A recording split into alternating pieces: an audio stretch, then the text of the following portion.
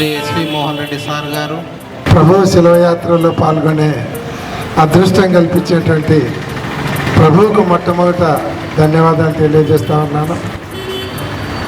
ఈరోజు చాలా కర్నూలులో వేలాది మంది శిలవయాత్రలో పాల్గొని ప్రభు కృపకు అందరూ కూడా పాత్రలు అవుతూ ఉన్నారు.